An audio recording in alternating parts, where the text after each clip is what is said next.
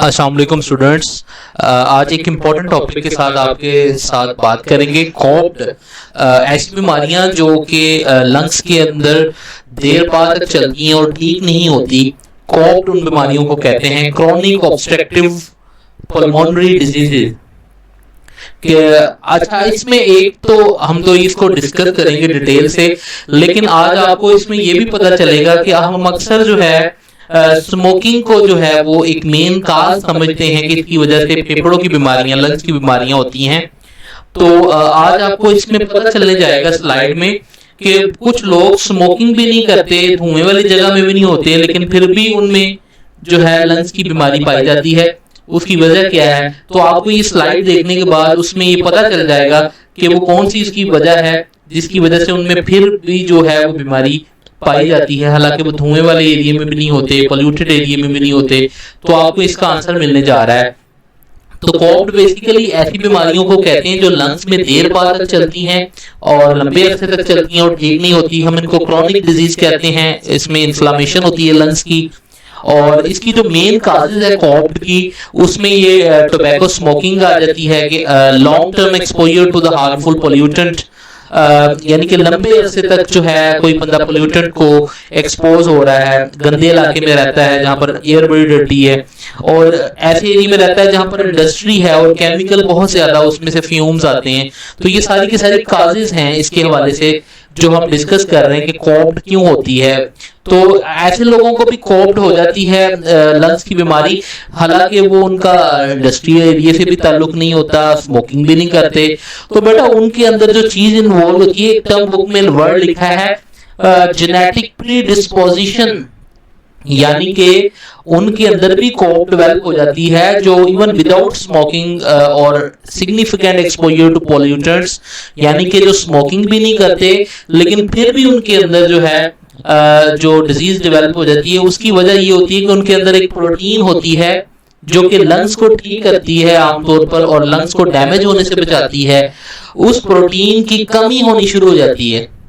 हम कहते हैं ये प्रोटीन का नाम है अल्फा 1 एंटीट्रिप्सिन डेफिशिएंसी। ये वो प्रोटीन है जो कि लंग्स को आमतौर पर लंग्स के एल्विलाई को स्ट्रॉन्ग करती है, लेकिन आमतौर पर कॉप्ड के केसेस में उस पर्सन के अंदर चांसेस होते हैं ज्यादा कि इसमें इस प्रोटीन की कमी होगी, और इस प्रोटीन की कमी से आमतौर पर एल्विलाई जो है वो डैमेज होने शुरू हो जाते हैं।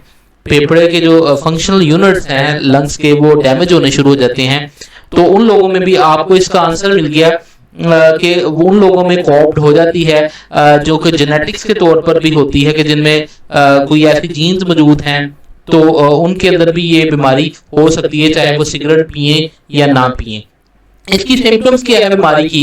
इसके अंदर आमतौर पर आपको लगातार खांसी आती है और खांसी के साथ जो है म्यूकस भी आता है जिसे हम स्पोटम कहते हैं। सांस उखड़ता है और आमतौर पर सांस जो है सही तरीके से नहीं आता। जब सांस लेते हैं तो सांस में सीटी बजती है, व्हीजिंग साउंड। एक टर्म व्हीजिंग का वर्ड हम इसलिए इस्तेमाल करते हैं कि सीटी बजती है, और सांस में जो चेस्ट है टाइटनेस फील होती है, थकावट फील होती है, और उस इंसान को जो है अक्सर बीमारियां जो है वो घेर लेती हैं। सांस बीमारियों उसको अक्सर इन्फेक्शन हुई रहती है। तो आमतौर पर जो है ये बीमारी जो कॉप्ड है, ये इसका इलाज कोई नहीं है, लेकिन अगर आप अच्छी जगह पर रहते हैं और पोल्यूटेंट वगैरह से और स्मोक वगैरह से दूर रहते हैं और केमिकल से दूर रहते हैं, तो आप इस बीमारी को स्लो डाउन कर सकते हैं।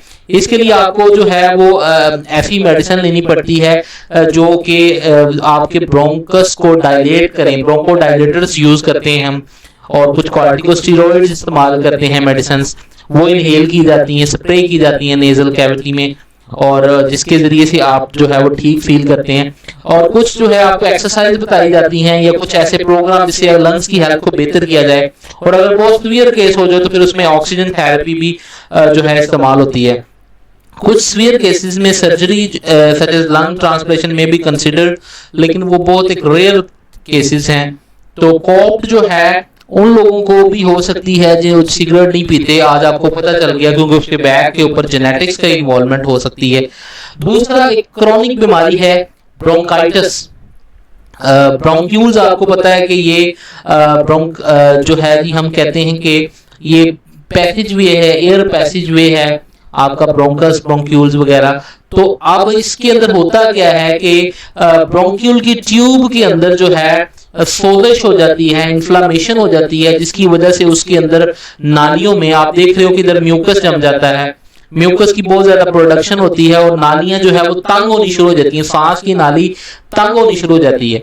तो आप देख रहे हैं कि एक नॉर्मल लंग्स आपको दिखाया गया है, यहाँ पर एक नॉर्मल लंग्स दिखाया गया है और नॉर्मल लंग्स में एल्वियोलाई दिखाए गए हैं और इसके अंदर आपको देखें कि कितनी ज्यादा जो ये नाली है, आमतौर पर सांस की नाली है, ब्रोंकस की ट्यूब है, वो किस तरह वाइड है और काफी ज्यादा खुली है स्टेज में है और उसमें जो मसल्स हैं वो लेग्स में एयरवे वॉल में है, थिन है, लेग्स हैं और नाली बहुत ज्यादा ओपन है, वाइड है और इसमें म्यूकस जो है बहुत कम है, वेरी लिटिल म्यूकस है। लेकिन जो ब्रोंकाइटिस बीमारी होती है जी, क्रॉनिक ब्रोंकाइटिस होती है, आप देख रहे हैं कि उसके अंदर जो है नैरो आपके पास रास्ता हो गया है, ठीक है, और बहुत ज्यादा म्यूकस की प्रोडक्शन हो रही है और म्यूकस की प्रोडक्शन की वजह से जो है एयरवेज अंदर जो है सांस की नाली जो है रास्ता है वो ब्लॉक हो रहा है। तो आमतौर पर इस केस में आमतौर पर जिसे हम कहते हैं कि इन्फ्लेम्ड है, इन्फ्लेम्ड होने की वजह से, सोजिश होने की वजह से जो एयरवे है बहुत ज्यादा थिक हो गई है और ब्लॉक हो रही है और बहुत ज्यादा म्यूकस प्रोड्यूस हो रहा है। तो आपको ब्रोंकाइटिस की और नॉर्मल लंग्स दोनों को दिखाया गया।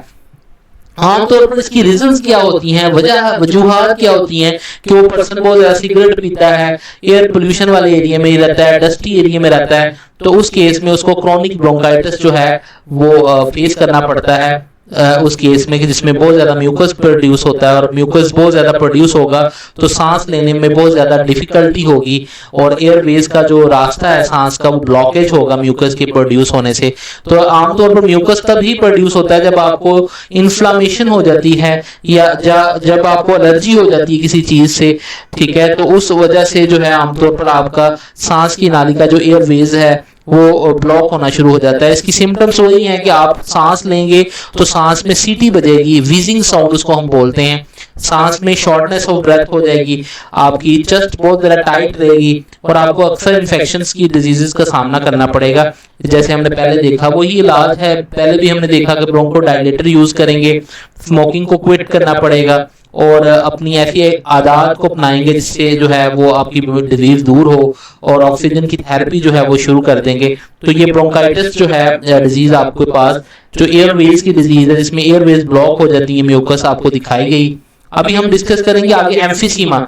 ब्रोंकाइटिस भी कॉप्ड है और एम्फीसीमा जो है वो भी एक कॉप्ड बीमारी में है। आपको यहाँ पर नॉर्मल एल्वियोलाई दिखाए गए हैं और यहाँ पर आपको डैमेज एल्वियोलाई दिखाए गए हैं जो कि एम्फीसीमा से जो है आप यहाँ पर एल्वियोलाई आप देख रहे हैं कि देर ऊपर जो है नेटवर्क ऑफ कैपिलरीज जो है मौजूद है और एल्वियोलाई मौजूद हैं, ठीक है। मैनी स्मॉल एल्वियोलाई जो है इंटैक्ट थिन वॉल्स मौजूद हैं, लार्ज सरफेस एरिया काफी ज्यादा गैसियस एक्सचेंज के लिए अवेलेबल है। Oxygen pass easily into blood and carbon dioxide, same here के बाहर से ऑक्सीजन जो है आसानी से अंदर एल्वियोलाई में पास होगी और ब्लड में डिफ्यूज हो जाएगी और इसी तरह ब्लड से जो है कार्बन डाइऑक्साइड इजीली जा सकेगी। लेकिन जब एम्फीसीमा की प्रॉब्लम आती है, यहाँ पर आपको नॉर्मल एल्वियोलाई को दिखाया गया है, लेकिन अभी हम साथ में नॉर्मल एल्वियोलाई दिखाए गए हैं जिसमें आप देख रहे हैं कि यहाँ पर एल्वियोलाई जो है नॉर्मल है और उस पर नेटवर्क ऑफ कैपिलरीज है मौजूद। लेकिन अगर आपको डैमेज एल्वियोलाई दिखाए जाए तो आपने देखा कि एल्वियोलाई जो है वो आपस में फ्यूज हो गए हैं और डैमेज हो गए हैं और रप्चर हो गए हैं।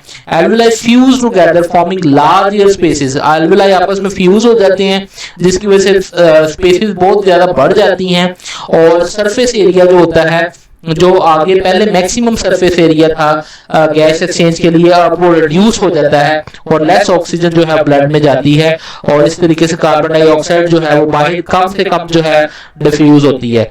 तो ये आपके पास एम्फीसीमा है और एम्फीसीमा के केस में जी नेक्स्ट हम आप देखेंगे आपके पास एम्फीसीमा है। एम्फीसीमा जो है उसके अंदर क्या होता है कि ये भी लंग्स की बीमारी है, वही जैसे हमने आपको बताया कि नॉर्मल एल्वियोलाई दिखाया गया, आपको डैमेज एल्वियोलाई दिखाया गया है।